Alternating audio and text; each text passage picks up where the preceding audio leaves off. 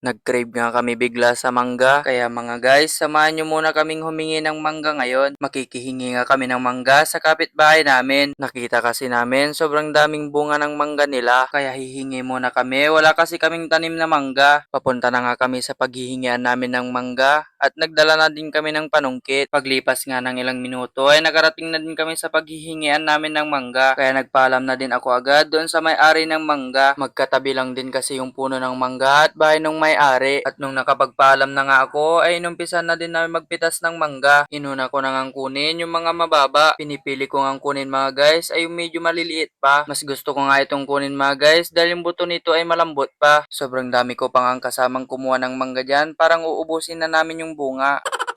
Pagtapos ko nga mapitas yung nasa mababa ay ginamit ko na din yung panungkit. Sobrang taas na din kasi yung ibang bunga kaya di ko na maabot. Nagpitas nga muna ako ng marami para minsanan na yung pagpulot. Ayaw din kasi pulutin nung kapatid ko baka daw tamaan siya sa ulo.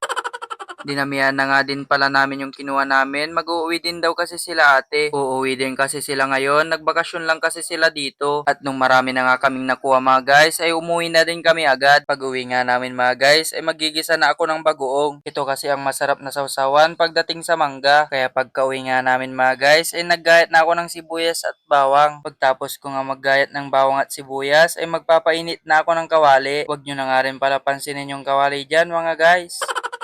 At nung mainit na nga yung kawali, ay nilagyan ko na din ito ng mantika. At nung mainit na nga yung mantika mga guys, ay hinulog ko na din yung sibuyas. Inuna ko na nga hinulog yung sibuyas, mas tumatamis kasi ito pag natutusta. At nung nagisa na nga yung sibuyas, ay hinulog ko na din yung bawang. Pagtapos ko nga ihulog yung bawang, imemekos-mekos ko lang ito. At pagtapos ko imekos-mekos mga guys, ay ihuhulog ko na din yung bagoong. Pagkatapos ko nga ihulog yung bagoong, ay imemekos-mekos ko lang ito hanggang sa magisa na yung bagoong. Naparami pa nga yung lagay ko ng mantika dyan, kaya babawasan ko na lang mamaya pagkaluto na. Lalagyan ko na nga rin pala ito ng konting asukal para mabawasan yung alat. At pagkatapos ko nga lagyan ng asukal, ay imemekos-mekos ko lang ulit ito. Paglipas nga ng ilang minuto mga guys, ay naluto na din ito, kaya babawasan ko na ng mantika. At pagtapos ko nga bawasan ng mantika mga guys, ay ilalagay ko na din ito sa plato. At pagtapos ko nga ito ilagay sa plato mga guys, ay syempre magbabalat na din ako ng mangga. Sa mga may gusto pala ng mangga dyan mga guys, ay paki-comment na lang at padadalan ko kayo sa bahay nyo. Pakihintay na lang mga guys, mga 1 year siguro.